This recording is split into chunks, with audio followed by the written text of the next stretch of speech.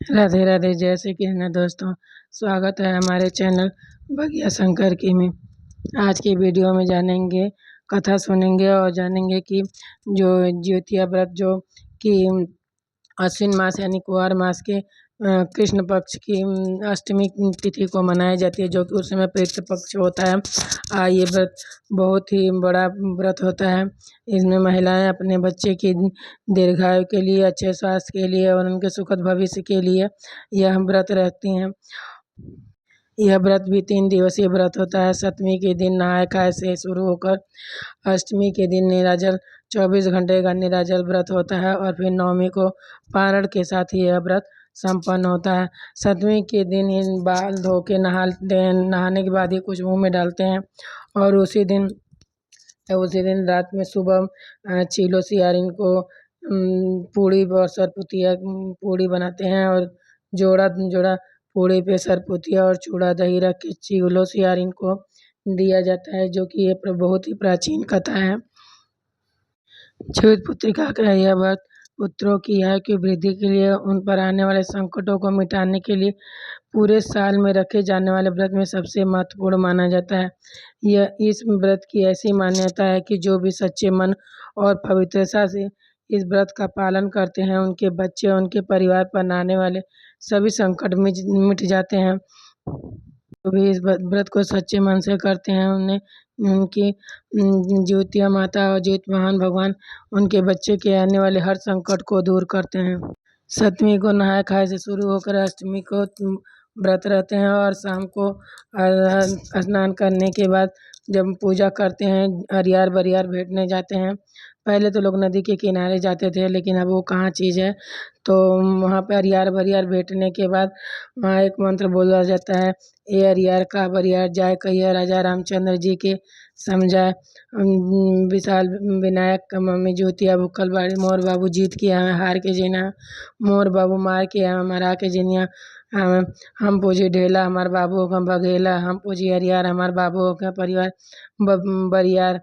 तो इस तरह का मंत्र बोला जाता है और फिर उसके बाद पूजा करने के बाद वहाँ कथा सुनी जाती है, जिसमें बहुत ही चीलो सियारन की कथा ही बहुत फेमस कथा है।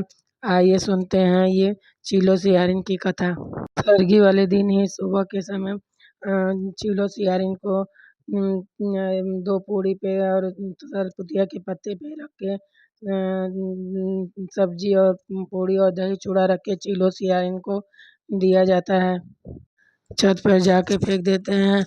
चीलो सियारिन के नाम को देव अर्पित करके फिर पैर गोड़ लग के आ जाते हैं और फिर उनसे कहते हैं भगवान इस तरह का बरस बरस का दिन हमेशा देखने के लिए आए। आइए सुनते हैं चीलो सियारिन की कथा। एक नदी के किनारे बहुत बड़ा पीपल का पेड़ था। पीपल के पेड़ के ऊपर एक चील रहती थी और उसी पेड़ के नीचे एक सियारन रहती थी। चील सियारन में बहुत दोस्ती थी। एक दिन चीलो सियारन ने नदी के किनारे बहुत महिलाओं को यह भीड़ इकट्ठा होते देखी, पूछी कि यह महिलाएं यहाँ क्या कर रही हैं। तो चीलो जाके पता की तो पता चला कि ये महिलाएं अपने पुत्र की रक्षा के लिए ज्योतिया का व्रत रख रही हैं।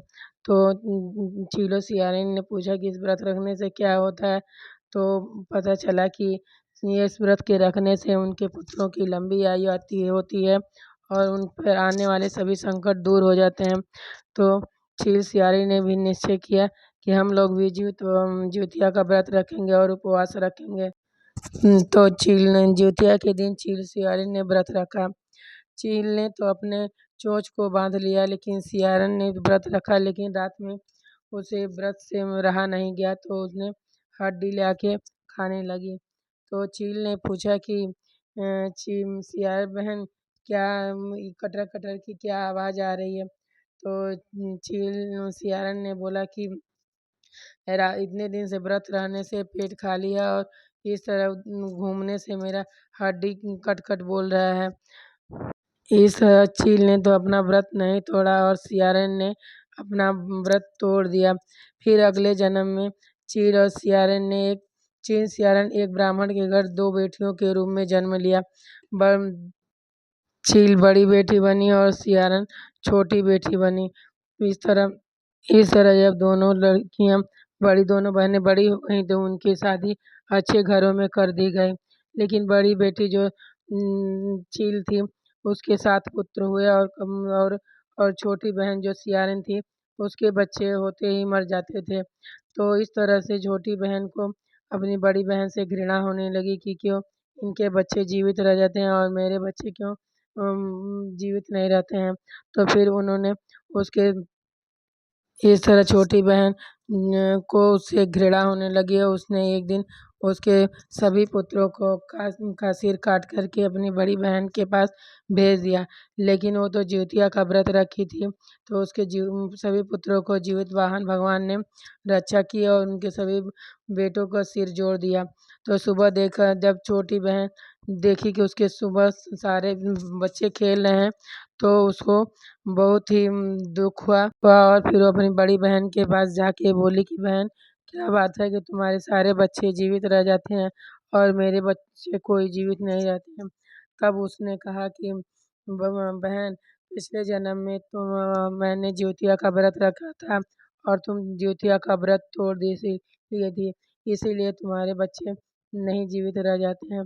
इसलिए जब छोटी बहन ने ये बात सुनी तो फिर जब ज्योतिया का व्रत आया तो उसने सच्चे मन से और नियम धर्म से यह व्रत किया। उसके बाद जितने बच्चे हुए सभी जीवित रहते थे और वो जीवित वाहन भगवान की दया से उसके सभी बच्चे जीवित रहने लगे।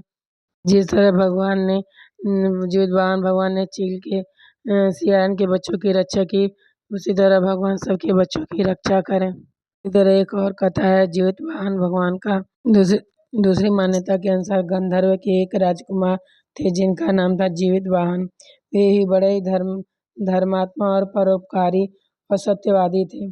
उनके उनके जीवित वाहन को उनके पिता राज सिंहासन पर बैठाकर उनके पिता वन में चले गए और पूजे जीवित वाहन को सिंहासन पर बैठाकर उनके पिता वानप्रस्थ आश्रम के लिए चल दिए। लेकिन अपने पिता को जाते देख जीवित वाहन ने भी अपने सारे राजपाट को अपने भाइयों को सौंपकर अपने पिता के साथ चल दिए। अपने पिता की सेवा के उद्देश्य से वो उनके पास वन में चले गए और वन में ही उनका विवाह मालवती नाम की एक कन्या से हुआ। एक दिन वो वन में भ्रमण करते हुए उनकी एक भेंट एक वृद्ध महिला से हुई जो एक नागवंश की थी। वह काफी डरी हुई थी और दयालु जीवित वाहन भगवान देखे और उनकी स्थिति पूछने लगे। तब उन्होंने जीवित वाहन भगवान से अपनी सारी कहानी बताई। दयालु जीवित वाहन ने उनकी ऐसी स्थिति के बारे में पूछा तो इस पर वृद्धा ने बताया कि नागों ने के पक्षीराज गरुड़ को वचन दिया है कि प्रत्येक दिन एक नाग को उनके आहार के लिए देंगे। वृद्धा रोते हुए बोली कि आज उनके बेटे शंखचूड़ की बारी है। आज उन पक्षी उनके बेटे को खा लेगा। सुनकर जीवित वाहन भगवान कहे कि डरो मत माता, मैं तुम्हारे पुत्र की रक्षा करूंगा और मैं तुम्हारे पुत्र की जगह स्वयं लाल कपड़े से ढककर शिला पर लेट जाऊंगा और पक्षीराज गरुड़ के समक्ष मैं पेश हो जाऊंगा और आपके बेटे की रक्षा होगी। इस तरह जीवित वाहन भगवान एक पत्थर पर कपड़ा लपेट कर लेट गए और भगवान गरुड़ अपने पंजों में दबाकर उनको साथ लेकर चले गए।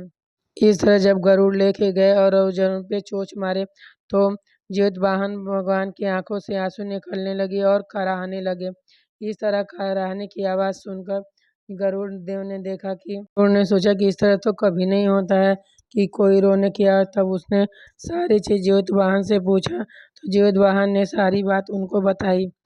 तब पक्षीराज गरुड़ ने जीवित वाहन के साहस और परोपकार और मदद की भावना से काफी प्रभावित हुए और जीवित वाहन को प्राण का दान दिया और कहा कि यदि अब किसी नाग को अपना आहार नहीं बनाएंगे। इस तरह जीवित वाहन ने नागों के वंशों की रक्षा की। तभी से संतान की सुरक्षा सुख के लिए जीवित वाहन की पूजा की जाती है।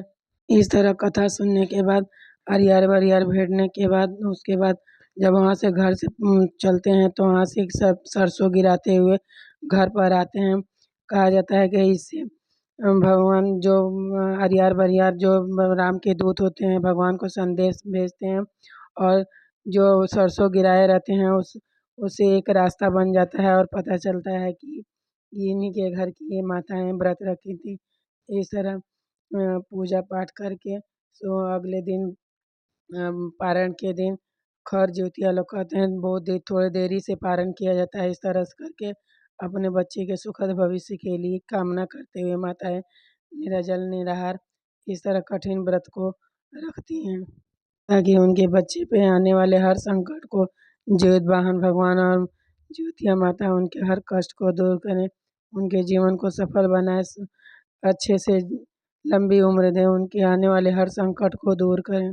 जीवित वाहन भगवान सभी के बच्चों की उन्नति और उत्तम स्वास्थ्य दें, उनकी लंबी उम्र करें, सुखद भविष्य की कामना करते हुए राधे राधे। जय श्री कृष्ण दोस्तों।